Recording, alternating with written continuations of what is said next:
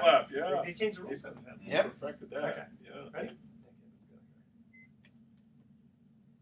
Welcome back to Sports Econ 101. I'm Edward Brown, your host, along with Vern Glenn and Bruce McGowan.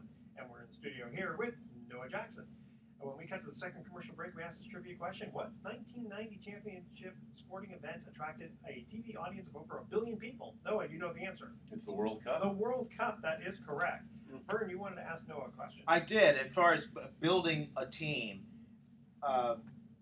Billy Beane's whole system of getting guys that get on base, playing the percentages versus just picking somebody with a wealth of talent in the draft. What's your I don't know, how does that bounce you off as far as building a team? For me, it depends what you want with your team, meaning that Billy Beane has had a really successful run of building very good regular season teams. However, in the postseason, they have struggled. Mm-hmm. If you look mainly in the postseason, it's won based on pitching and big bats. Now, the A's do have a mix of it on base percentage, but for me, the number one most important stat that gets overlooked in baseball is runs and RBIs, because if you don't score, you can't win. So it goes back to the days on, even speaking about a guy like Barry Bonds, who would walk in a lot of times when he could have gone outside the strike zone and helped out his team by driving in extra runs. Sammy Sosa was a good example of that. He wouldn't walk as much, he would strike out more, but he would actually go outside the strike zone. And even if it was hit a ground ball to second base to get the runner in from third, or even hit a sac fly, he would be willing to do that. So, well, the thing that's kind of hard about both those statistics is it depends on guys behind you.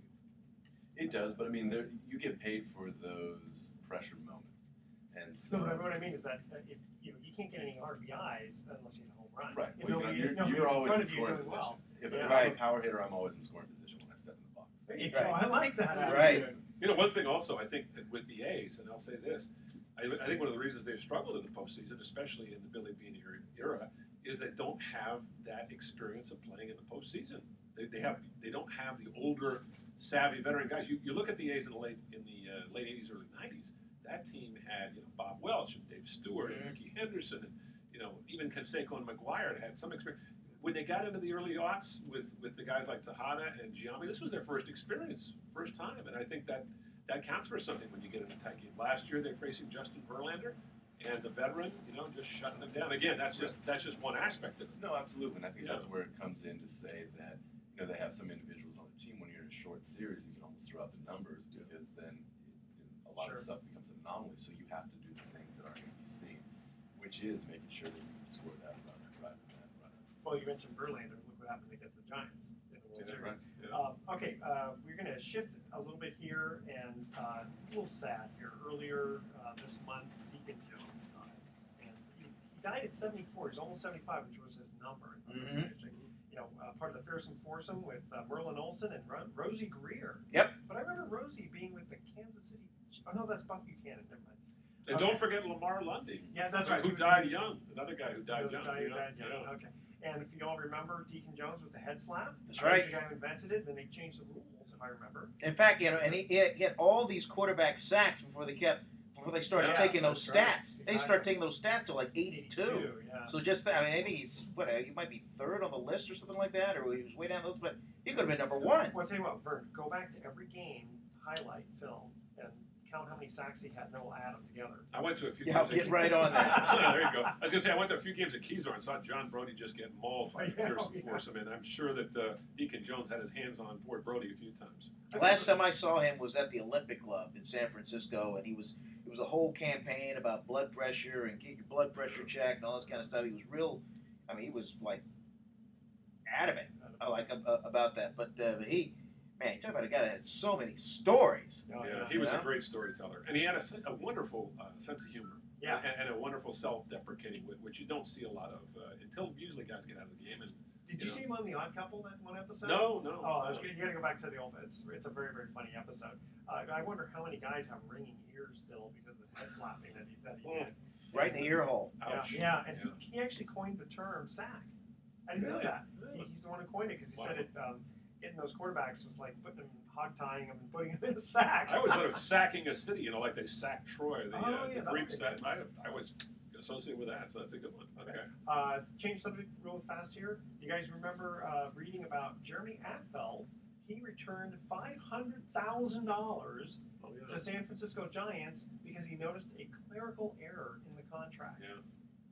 Wow. That's a Yeah. good guy. That's Well, yeah, and it's not like the Giants needed that $500,000, but I mean, why? I'll take it. Yeah, I Yeah, mean, but he no, could use it more than the Giants could use it. Let's put that. Yeah, I mean, well, it's yeah. That's $500,000 that he doesn't have to claim on his taxes. That's true. Okay, that's good. Yeah. There you No, go. but Listen, what I'll take the happened- 500,000. What was it, Taxes. 2 years ago that the Giants had to fire one of their accountants because they were siphoning off money to the Yeah, Oh, yeah. She was right. embezzling money. That's Yeah. right. Maybe it was this clear. Yeah. You don't know. Yeah, really. Mm. Well, the thing is, he's making $6 million a year, which, it's a lot of money.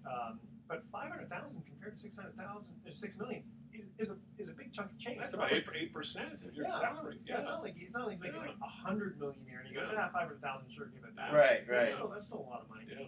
So Interesting. yeah, he discovered in 2010 that he was being overpaid 500,000 because of this error, and yeah, definitely you got to you got to look at those contracts a little bit more carefully. The people- Well, what's his agent doing anyway? Yeah.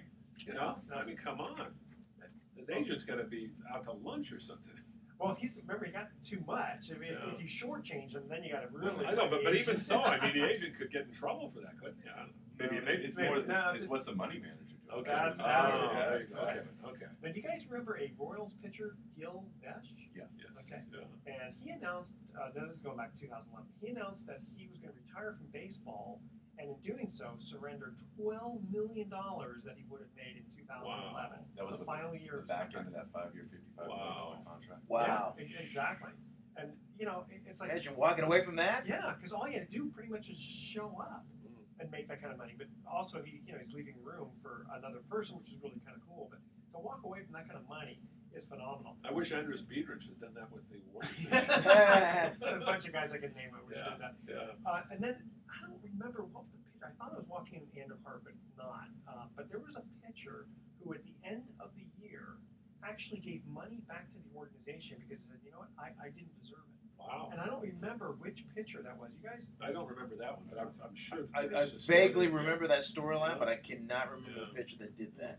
I can name the congressman who, when they felt that they didn't deserve it, paid it back. Zero. Yeah. There's never been that. Mm-hmm. Okay. Noah, you now have an organization. Tell us a little bit about it. Yes, I run an organization called the First Base Foundation, and this is actually our 10-year anniversary. I started this organization after I was done playing minor league baseball, with the emphasis to get more kids to play baseball, especially more minority kids to play baseball. And what I had noticed is that the economics of baseball have completely changed, and even more so now, obviously, in the past 10 years. And I know baseball has touched on it, and the movie 42 with Jackie Robinson has touched on it too, but the minority rate of American-born ball players now is down to 8.5%.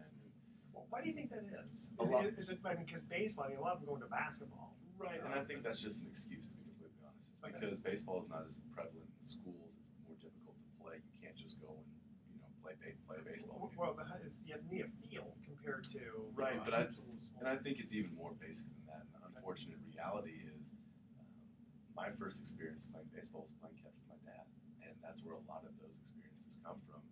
And in the African American community nowadays, you don't have those type of families that exist. So even in my own backyard, I'll go down to different schools, and kids have never played catch before, and they're in 5th and 6th grade, and that's the American pastime. So if you've never done that, you don't know anything about the game. It's interesting. Kids who just go down to the playground and just play hoops. Or when dad goes and plays catch with you. I don't have any kids of my own, but I'll defer to others. But that is one of the biggest things for me growing up. And even though my dad wasn't alive for that many years of my life, that is a poignant point that will always stay with me, is playing catch with my dad as a kid. Dr. Harry Edwards told me this recently. He said that the big reason is that during the 60s and 50s, the black middle class moved out of the inner cities. And with that, took a lot of the successful people, and unfortunately a lot of the role models left were not as good role models as they had been. That's one of the ironies of American history. And I don't know, he's a sociologist and he's got a doctorate, so I presume that he knows what he's talking about. But he said that's one of the big reasons also why kids don't follow. And also, traveling teams and finding a secure place where the kids are not going to be bothered. They can't go play sandlot baseball like we used to play when we were kids. Also, how busy the fathers get. Oh, yeah. You know, Yeah. that's going to be in any community. If you're just a successful dad and you're not there all the time because you're Yeah. traveling. Yeah, and it's disappointing, but I think it is the most undervalued asset for baseball right now. And everybody says the game's going backwards and there's no athleticism in the game, and that's a direct result because of it. If you do not have the American-born, whether it's Latin or African American player, you lose a lot of that athleticism in your league. And it's just amazing when you see all these kids who are coming up who are just average baseball players who are big leaguers now, and then you go see the freaks of athletes who play basketball and football. Now, you used to always have something like that in baseball as well. Well, yeah, when you have a bigger pool, like my daughter goes to a private school, and their softball team compared to the bigger pool of a public school, there's no comparison. I mean, the public school is so much better, and so I can see where you have a lot more kids going out from one sport versus another. Oh, and also 30%, how close to 30% of all major leaguers are not born in this country. Right. And if you look at, Yeah. and Bruce, it's interesting because if you look at the numbers, the failure rate for that is enormous compared to the minority-born players who are taking the Major League Baseball draft. I mean, the majority of Latin American ball players who make it are not your big signing bonus babies, as you would say. They're all guys who, for a long time, the best route was, hey, I'm going to go take $1 million down there and sign as many players as I can get. And then you just hope one or two hit. But the big money guys never, ever seem to hit. Huh, Interesting. Okay. It's interesting. We've got a couple of quick minutes left before we get to the last commercial break. So, being a scout here, or former scouts, I should say, the 10 worst contracts in history. And again, this is just this person's opinion. They started off with Grant Hill, 7-year, $93 million contract, which Grant Hill just recently retired. But he had a pretty good career, though. He did, yeah. But he was hurt a lot. But he was He injured. a lot. Yeah, a lot. Okay. And we, Yeah. I think, we're And he didn't have this dynamic personality. You never read about him getting in trouble. He didn't have any music videos. He didn't have his Well, he posse. did. Wait. He married Tamia, didn't he? Oh yes, take that back. Take that back. That's right. He wasn't Dennis Rodman. No. Yeah. He didn't. All right, let's put Even it. Dennis Rodman isn't Dennis I Rodman. think Dennis Rodman's from another planet. I really do. Yeah. I think Well, he's an alien. but he didn't stroll into a club and make it rain. You know what I mean? Right. There you go. Then they get into even Rick Pitino, right, for the Boston Celtics. Oh, that's right. Yeah, $70 million, and he just didn't work out too well. Better there. college coach. Much better. Yeah, much better. Yeah.